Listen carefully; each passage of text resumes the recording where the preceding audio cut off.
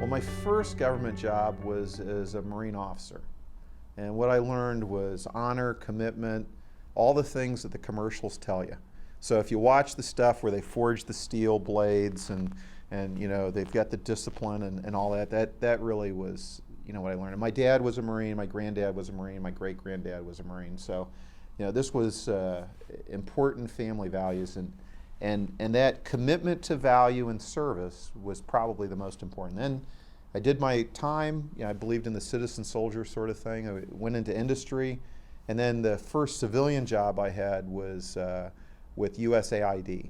And I got a phone call and they said, "We need you, could you come here and do some cybersecurity, set up a program," and learned a lot of other good lessons in terms of how, you know, the U.S. can make a positive difference in various countries' lives, because I traveled around the world and how a lot of government civilians actually work hard to do a lot with sometimes very limited resources and support. I mean, there's a few things. One, I got involved with professional associations, AFCEA. There was a group I did that was e-commerce, and so learning, finding mentors, picking mentors, you know, seeking them out, finding people that I thought were successful models and asking them to be my mentors. That was good. I went to Toastmasters early on in my career, so it's been, now I guess it's getting to be 20 years ago that I went to Toastmasters and got to be a certified Toastmaster. So, you know, learning to communicate, learning to write, developing a 5-year career plan for myself, where I go in 5-year increments and have, you know, I'm working body, mind, spirit, heart, you know, my relationships, all those, you know, those were influential. I also did a lot of continual process improvement training, you know, sought that out, you know, total quality leadership, Lean Six Sigma. I mean, there's a way where that works well and there's a way where it doesn't. If you do it to actually get results, it's a useful set of tools.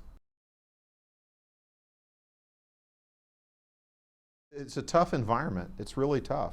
I would say try and understand what value their organization is supposed to give the country, and always keep that in mind. What's the value proposition for the organization?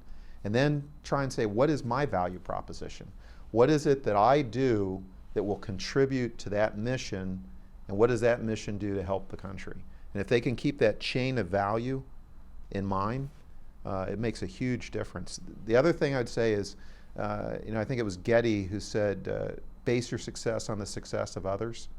So if you go into what I call, others have called, I've, you know, found it in many sources, servant leadership, where you're actually trying to make other people successful, that changes the dynamic a lot. One of the best pieces of advice I had as a leader, as a young leader, and I got it from like 2 or 3 times in my career, I guess because it took a while to sink in, so people keep giving the same advice, is to understand that your success truly is dependent on the success of the people that are working, you know, in your organization. And that the more you can empower them to be successful before you focus on your own to-do list, the better the organization, the better you do. You know, get them set up for success, set other people in your team up for success, and then you will be successful. So I think that was one of the biggest. The other is just to have a plan, even if the plan isn't going to work. You know, what is your plan? What is it you want to do to grow and develop? A lot of people just let life happen to them. And I think continual planning based on what your values are is very important. Professional associations, the mentors, I think I already mentioned. There's some excellent books. 7 Habits of Highly Effective People is a classic, and it's great.